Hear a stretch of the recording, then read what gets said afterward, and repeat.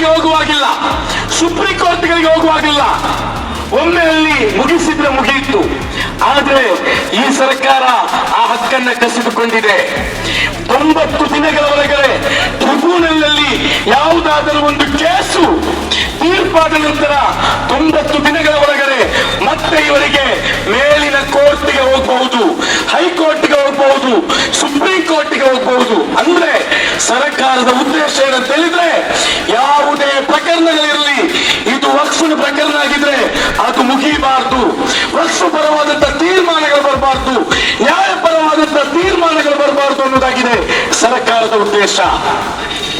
ಇನ್ನು ಸರ್ಕಾರಕ್ಕೆ ಮತ್ತು ವಕ್ಫ್ಗೆ ಯಾವುದಾದ್ರೂ ಒಂದು ಲಿಟಿಗೇಷನ್ ಬಂತು, ತಕರಾರು ಬಂತು, ಅದನ್ನು ಈವರೆಗೆ ಕೋರ್ಟ್ ಆಗಿದ್ದು ತೀರ್ಮಾನ ಮಾಡಬೇಕಾದದ್ದು.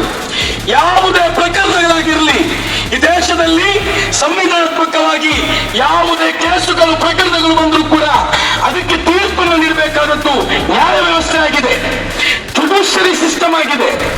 ಆದ್ರೆ ಇಲ್ಲಿ ಸರ್ಕಾರ ಹೇಳುವಂತಹದ್ದು ವಕ್ಫ್ ಮತ್ತು ಸರ್ಕಾರಕ್ಕೆ ಯಾವುದಾದ್ರೂ ವಿಚಾರದಲ್ಲಿ, ಈಗ ಒಂದು ಪ್ರಾಪರ್ಟಿ ವಿಚಾರದಲ್ಲಿ ಲಿಟಿಗೇಷನ್ ಬಂದ್ರೆ ಅದನ್ನ ಜಿಲ್ಲಾಧಿಕಾರಿಗಿಂತ ಮೇಲಿನ ಅಧಿಕಾರಿಗಳು ತೀರ್ಪು ನೀಡಿದರೆ ಸಾಕು ಅಂತ ಹೇಳಿ, ಅಂದರೆ ಜುಡಿಷಿಯರಿ ಸಿಸ್ಟಮ್ ನಿಂದ ತೆಗೆದು ಆಡಳಿತ ವ್ಯವಸ್ಥೆಗೆ ನೀಡುವಂತಹ, ಅಂದ್ರೆ ಇಲ್ಲಿ ಬಿಜೆಪಿ ಸರ್ಕಾರ ಇದ್ರೆ ಬಿಜೆಪಿ ಸರ್ಕಾರದಲ್ಲಿ ಆಡಳಿತ ವರ್ಗ ಇರ್ತದೆ ಅಲ್ವಾ, ಇಲ್ಲಲ್ವಾ? NRC ಸಂದರ್ಭದಲ್ಲಿ ಈ ರಾಜ್ಯದಲ್ಲಿ ಬಿಜೆಪಿ ಸರ್ಕಾರ ಇತ್ತು.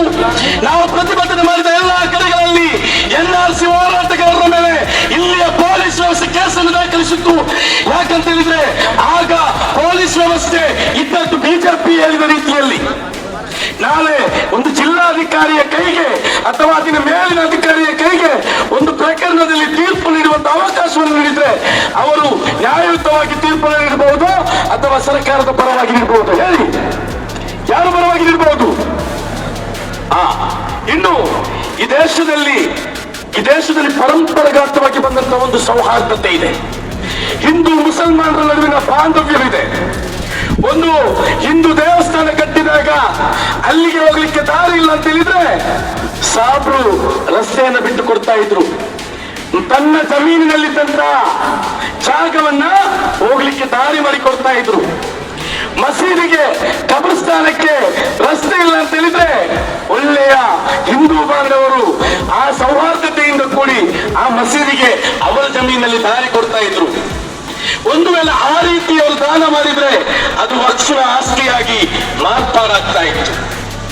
ಮೋದಿ ಸರ್ಕಾರ ಈ ದೇಶದ ಪೊಲೀಸರ ಕೇಳಿಕೊಳ್ಳಿ, ಹೇಳಿದ್ರಲ್ಲ ಸಂಘ ಪರಿವಾರದ ವಿರುದ್ಧ ಮಾತಾಡಬಾರದು ಅಂತ ಹೇಳಿ, ಈ ದೇಶದ ಶಾಂತಿಯನ್ನು ಒಡೆಯುವಂತಹ, ಈ ದೇಶದ ಭಾವೈಕ್ಯತೆಯನ್ನು ಒಡೆಯುವಂತಹ, ಈ ದೇಶದ ಭಾತೃತ್ವವನ್ನು ಒಡೆಯುವಂತಹ ಕೆಲಸವನ್ನಾಗಿ ಇವರು ಮಾಡ್ತಾ ಇರೋದು. ಈ ತಿದ್ದುಪಡಿಯಲ್ಲಿ ಅವರು ಮಾಡ್ತಾ ಇರುವುದು ಅಂತ ಹೇಳಿದ್ರೆ, ಯಾರಾದ್ರೂ ನಾಳೆ ಒಂದು ಮಸೀದಿಗೋ, ಒಂದು ಕಬರಸ್ಥಾನಕ್ಕೋ, ಒಂದು ಮುಸಲ್ಮಾನರ ಯಾವುದಾದ್ರೂ ಒಂದು ಧಾರ್ಮಿಕ ಕ್ಷೇತ್ರಕ್ಕೋ, ಯಾವುದಾದ್ರೂ ಒಂದು ಧಾರ್ಮಿಕವಾಗಿ ದಾನವನ್ನ ಮಾಡಲಿಕ್ಕೆ ಅವಕಾಶ ಇಲ್ಲ. ವಕ್ಫ್ಗೆ ಯಾವುದೇ ಆಸ್ತಿಯನ್ನ ಗಿಫ್ಟ್ ಮಾಡುವಾಗಿಲ್ಲ.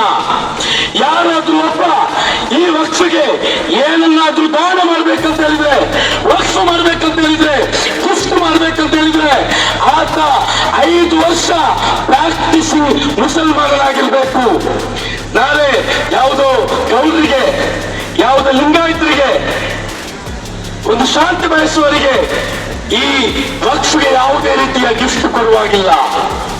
ಇದರ ಅರ್ಥನು ಮುಸಲ್ಮಾನರು ಮತ್ತು ಹಿಂದೂಗಳು ಈ ದೇಶದಲ್ಲಿ ಭಾವೈಕ್ಯತೆಯಿಂದ ಇರಬಾರದು ಅಂತೇಳಿ, ಈ ದೇಶದ ಸ್ವಾತಂತ್ರ್ಯದ ಸಂದರ್ಭದಲ್ಲಿ ಬ್ರಿಟಿಷರು ಯಾವ ರೀತಿಯ ದಾರಿಯನ್ನು ತುಳಿದಿದ್ರು ಅದೇ ರೀತಿಯ ದಾರಿಯನ್ನಾಗಿದೆ ಸಾವರ್ಕರ್ನ ಹಿಂಬಾಲಕನಾದಂತ ಮೋದಿ ಅವರು ಕೂಡ ತುಳಿತಾ ಇರುವುದು ಅನ್ನೋದನ್ನು ನೀವು ಅರ್ಥ ಮಾಡಿಕೊಳ್ಬೇಕು. ಇನ್ನು ವಕ್ಫ್ ಭೂಮಿಯನ್ನು ಸರ್ವೆ ಮಾಡುವಂತಹದ್ದು, ಯಾವುದಾದ್ರೂ ಸಂದರ್ಭ ಬಂದಾಗ ವಕ್ಫ್ ಭೂಮಿಯನ್ನ ಸರ್ವೆ ಮಾಡ್ತಾ ಇದ್ದಂತಹದ್ದು ಈ ದೇಶದಲ್ಲಿ ಇಂಡಿಪೆಂಡೆಂಟ್ ಕಮಿಷನ್ಗಳಾಗಿತ್ತು. ಅದನ್ನು ಸರ್ಕಾರದ ಅಧೀನದಲ್ಲಿರುವಂತಹ ಕಮಿಷನ್ಗಳು ಸರ್ವೆ ಮಾಡುವಾಗಿಲ್ಲ. ಆದ್ರೆ ಈ ತಿದ್ದುಪಡಿ ಹೇಳುವಂತಹದ್ದು ಯಾವುದೇ ವಕ್ಫ್ ಆಸ್ತಿಗಳಿರಲಿ, ಯಾವುದೇ ವಕ್ಫ್ ಆಸ್ತಿಗಳಿರಲಿ ಅದರ ಸರ್ವೆ ಜಿಲ್ಲಾಧಿಕಾರಿಯವರ ಸುಪರ್ದಿಯಲ್ಲಿ ನಡೆಯಬೇಕು ಎಂದಾಗಿದೆ. ಇಲ್ಲಿ ಈ ತಿದ್ದುಪಡಿ ಹೇಳ್ತಾ ಇರುವಂತಹದ್ದು ಸಾಧ್ಯ ಇದೆಯಾ? ನ್ಯಾಯ ಸಿಗಲಿಕ್ಕೆ ಸಾಧ್ಯ ಇದೆಯಾ?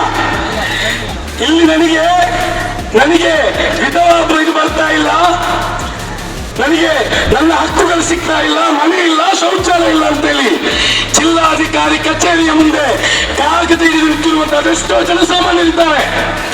ಅವರನ್ನ ಅಡ್ರೆಸ್ ಮಾಡಲಿಕ್ಕೆ ಇಲ್ಲಿನ ಜಿಲ್ಲಾಧಿಕಾರಿಗಳಿಗೆ ಸಮಯ ಇಲ್ಲ.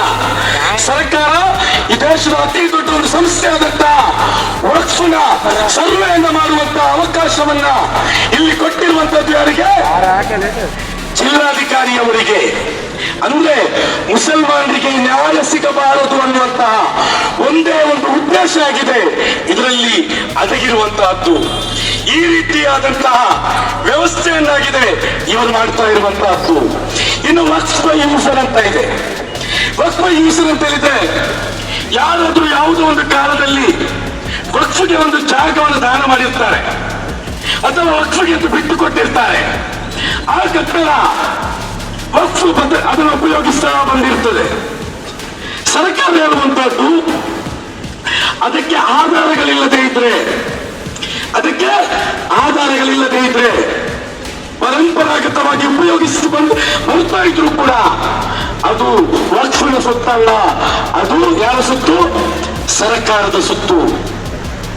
ಹೇಗಿದೆ ನಮ್ಮ ಸರ್ಕಾರದ ಐಡಿಯಾ? ಹೇಗಿದೆ? ಮುಸಲ್ಮಾನರ ಹಕ್ಕನ್ನ ಕಸಿದುಕೊಳ್ಬೇಕಂತ ಹೇಳಿ